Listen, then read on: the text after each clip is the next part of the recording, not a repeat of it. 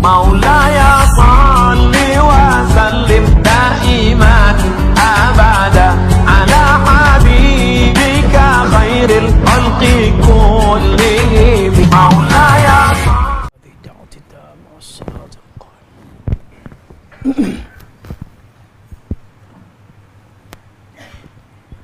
إن الحمد لله نحمده ونستعينه ونستغفره ونعوذ بالله من شرور أنفسنا ومن سيئات أعمالنا من يهده الله فلا مضل له ومن يضلل فلا هادي له أشهد أن لا إله إلا الله وحده لا شريك له وأشهد أن محمدًا عبده ورسوله حبيبه وخليله وعلى سائر الأنبياء والمرسلين وعلى آله وأصحابه ومن استنى بسنته إلى يوم الدين أما بعد يا أيها الذين آمنوا اتقوا الله حق تقاته ولا تموتن إلا وأنتم مسلمون يا أيها الناس اتقوا ربكم الذي خلقكم من نفس واحدة وخلق منها زوجها وبث منهما رجالا كثيرا ونساء واتقوا الله الذي تساءلون به والأرحام إن الله كان عليكم رقيبا يا أيها الذين آمنوا اتقوا الله وقولوا قولا سديدا يصلح لكم أعمالكم ويغفر لكم ذنوبكم ومن يطع الله ورسوله فقد فاز فوزا عظيما. Saudaraku kaum muslimin sidang jamaah yang dirahmati oleh Allah, Allah Subhanahu wa taala telah mengingatkan kepada kita di dalam Al-Quran satu detik yang akan menutup episod kebahagiaan di atas muka bumi. Satu detik yang akan tiba akan menghentikan segala keseronokan, segala kegembiraan di atas muka bumi. Detik itulah yang dinamakan dengan kematian. Allah Subhanahu wa taala telah berfirman, فَإِذَا جَاءَ أَجَلُهُمْ لَا يَسْتَأْخِرُونَ السَّاعَةَ وَلَا يَسْتَقْدِمُونَ.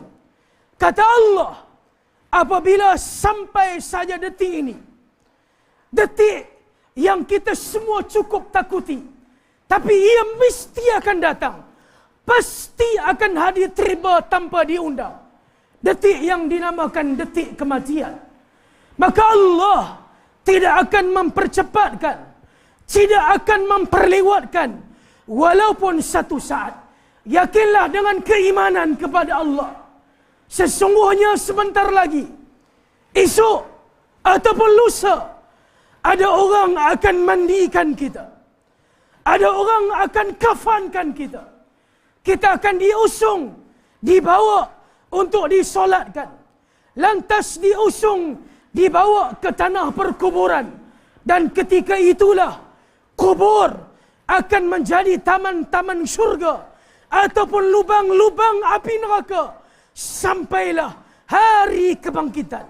Ketahuilah, sebaik sahaja selesai kita disolatkan, sebaik sahaja jenazah kita diletak di atas pundak, tentu kita sudah ketahui bagaimana kondisi kita ketika mana kita berada di dalam lubang kubur.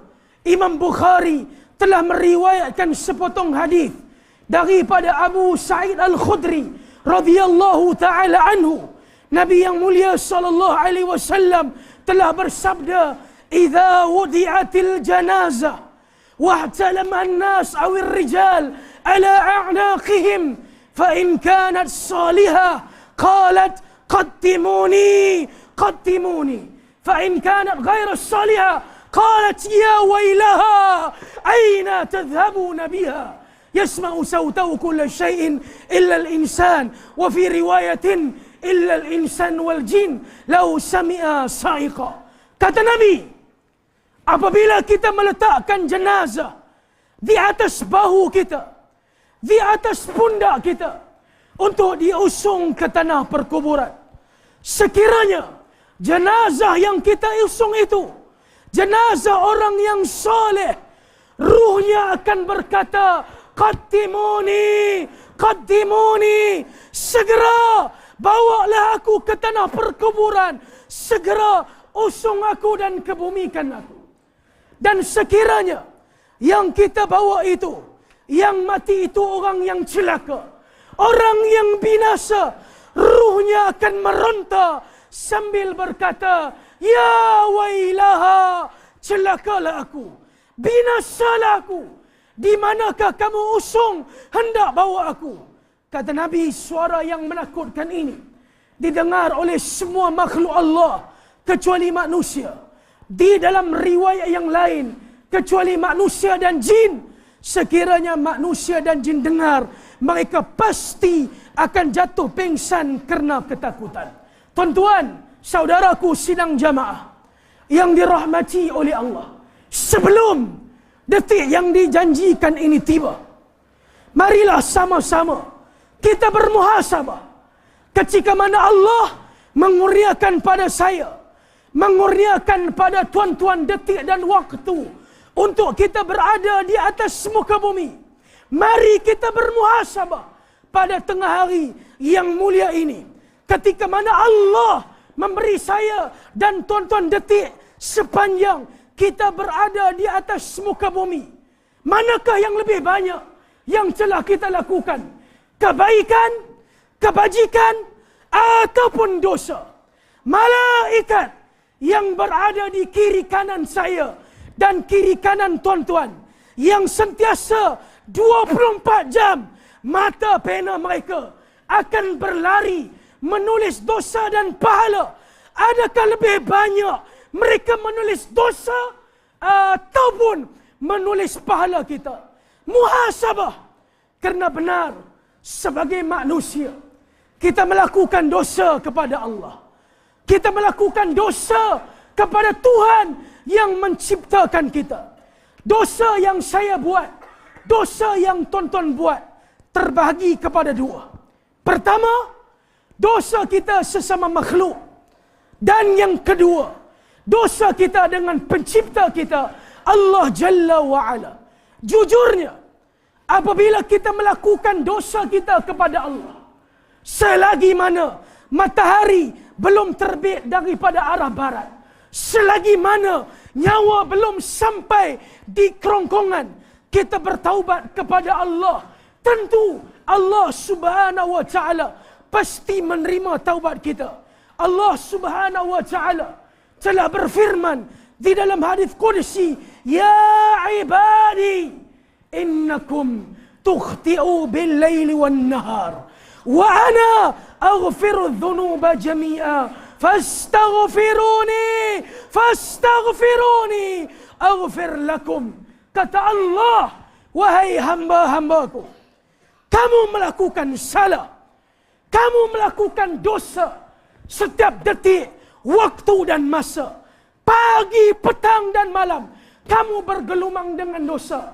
Fastaghfiruni." Kata Allah, "Datang sini, minta ampunlah kepada aku, nescaya aku akan mengampunkan kamu." Nabi SAW telah bercerita mengenai seorang lelaki yang telah melakukan dosa kepada Allah Jalla wa'ala. Lelaki yang tidak pernah melakukan satu pun kebaikan kepada Allah. Lam ya'mal khairi qad. Sebagaimana riwayat Muslim daripada Abu Sa'id Al-Khudri. lelaki di zaman Bani Israel ini, ketika mana sampai satu waktu usianya tua, ketika itulah dibuka pintu hatinya. Dia memikirkan kembali sepanjang usianya dia tidak pernah melakukan kebaikan. Tetapi dia berfikir dengan akalnya, kalau ketika mana dia sudah tua, yakni ketika waktu ini, kalau dia mula hendak melakukan kebaikan, tentulah kebaikan-kebajikan yang dia lakukan tidak boleh untuk menampung seumur hidupnya tidak pernah melakukan kebaikan dan kebajikan kepada Allah. Lelaki ini ditimpa dengan ketakutan. Lantas dikumpul anak-anaknya. Dipesan kepada anak-anaknya, "Idza mittu fa'ahriquni." Wahai anak-anakku, sekiranya ayahanda kamu ini mati, sekiranya aku ini mati, nyawa dan tubuh badan aku sudah tercerai, ambillah jenazah ayah yang terbujur kaku, fa'ahriquni, kamu bakarlah jenazah ayah. Dan setelah kamu bakar jenazah ayah menjadi abu, sekiranya berbaki tulang belulang ayah, tumbuklah sehingga menjadi debu. Dan ambillah abu dan debu ini, ketika mana angin bertiup kencang, biarlah debu dan abu ini ditiup hilang dari pandangan. Mati lelaki ini. Maka anaknya menunaikan wasiat ayahanda mereka. Tuan-tuan tentu pelik, kenapa dia berpesan sedemikian? Dia berpesan sedemikian kerana dia berfikir dengan akalnya. Dengan dia dibakar menjadi abu, tulang belulangnya ditumbuk menjadi debu, ditiup oleh angin. Tentu pada hari kiamat Allah tidak berjumpa dengan dia. Sehinggalah pada hari kiamat Allah bangkitkan lelaki ini. Allah bangkitkan lelaki ini. Dan Allah bertanya kepada dia, "Lima fa'alta hadha?" Wahai lelaki, sebab apakah kamu melakukan sedemikian? Maka jawapan lelaki ini mengundang rahmat Allah. Kata dia kepada Allah, "Makhafatuk." Wahai Tuhan, aku perintahkan anakku membakar tubuh badanku menjadi abu. Aku perintahkan anakku menumbuk tulang belulangku menjadi debu. Aku perintahkan diambil debu dan abu tersebut, biar angin tiup hingga hilang. Kerana apa? Kerana aku takut pada hari ini, hari kebangkitan. Aku takut kerana aku tidak pernah melakukan kebaikan. Jawapan ini mengundang rahmat Allah. Allah memerintahkan malaikat mengambil lelaki ini dan dia dimasukkan ke dalam syurga. Saudaraku, ketahuilah, setinggi gunung dosa kita, setinggi gunung dosa kita, setinggi gunung dosa kita kepada Allah, selangit tinggi keampunan Allah untuk kita semua. Kedua, yang perlu kita takuti, lebih perlu kita takuti, adalah dosa kita sesama manusia. Dosa kita sesama manusia.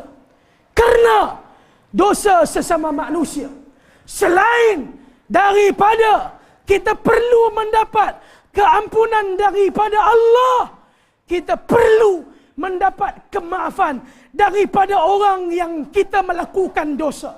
Karena sekiranya dosa kita sesama manusia tidak diselesaikan di dunia, akan ada hari penyesalan, akan ada hari penyelesaian, yaitu pada hari kiamat.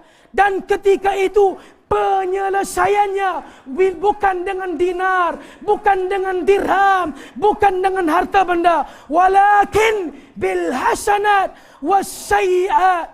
Tetapi penyelesaiannya, ganti ruginya dengan pahala ataupun dengan dosa. Tidakkah tuan-tuan pernah mendengar hadis yang diriwayatkan oleh Imam Muslim daripada Abu Hurairah, hadis mengenai muflis, ketika mana Nabi bertanya kepada sahabat, "Atadruna mal muflis?" Nabi bertanya kepada sahabat, "Tahukah kamu apa yang dimaksudkan dengan muflis, bankrupt?" Para sahabat menjawab persoalan Nabi, al-muflisu fina man la dirham wala mata'. Wahai Rasulullah, yang kami faham, muflis yang kami faham, mereka yang tidak ada dinar, tidak ada dirham, tidak ada mata wang, mereka yang tidak ada apa yang dinamakan harta benda. Kata Nabi SAW, al-muflisu fi ummati, muflis yang aku maksudkan ialah muflis yang hakiki, muflis yang sebenar, ialah umatku yang ketika mana pada hari kiamat datang berjumpa dengan Allah bisolatin wa siyamin wa zakatin, datang berjumpa dengan Allah dengan solat yang dia lakukan, dengan puasa yang dia lakukan, dengan zakat yang dia kerjakan, yang dia keluarkan, dengan amalan-amalan soleh. Bermaksud di sini dengan amalan-amalan soleh yang diterima oleh Allah ini, dia akan masuk ke dalam syurga, dan dengan amalan-amalan ini akan menentukan di manakah kedudukannya di dalam syurga. Apa yang berlaku? Lelaki yang membawa amalan-amalan soleh ini, apa yang berlaku? Dosa sesama manusia. Datang manusia menuntut penyelesaian di hadapan Allah. Qad syatama hadha wa qadhafa hadha wa akala mala hadha wa safaka dama hadha wa daraba hadha. Tuhan, orang ini dahulu yang membawa amalan-amalan saleh, dia ini dahulu, dia telah memfitnah aku. Dia dahulu telah menyebarkan fitnah kepadaku. Ramai mana manusia akan muflis kerana fitnah? Bukankah dengan benda ini yang berada di tangan saya, berada di tangan tuan-tuan, kita muflis di hadapan Allah? Ramai mana orang akan muflis kerana Facebook? Ramai mana orang akan muflis kerana WhatsApp? Sia-sia kita melakukan amalan-amalan soleh. Dituntut pada hari kiamat. Kerana pembayaran bukan dengan dinar, bukan dengan dirham, bukan dengan harta benda, dengan pahala. Datang orang mengadu kepada Allah, wahai Tuhan, orang ini dahulu menuduh aku berzina. Wahai Tuhan, orang ini dulu menumpahkan darahku, dia memukul aku. Datang mengadu, maka pembayarannya melalui pahala yang kita kerjakan. Sehingga habis pahala, muflis. Masih datang orang mengadu kepada Allah. Maka lelaki yang muflis ini diminta pula dia, kerana dia sudah tidak ada pahala untuk ditukar ganti, maka dosa-dosa orang yang dituntut dipindahkan kepada dia. Lantas dicampak dia masuk ke dalam neraka. Semoga Allah Subhanahu wa taala selamatkan kita daripada bakaran api neraka. Tidak ada di kalangan manusia yang mampu menahan bakaran api neraka. Kita boleh tertawa, tersenyum ketika mana kita memfitnah orang, ketika mana kita melaga-laga dan membatu-apikan orang, dan kita akan menangis ketika mana kita berhadapan di hadapan Allah pada hari pembalasan. Aqulu qawli hadha wa astaghfirullahal azim li wa lakum walhamdulillahi rabbil alamin.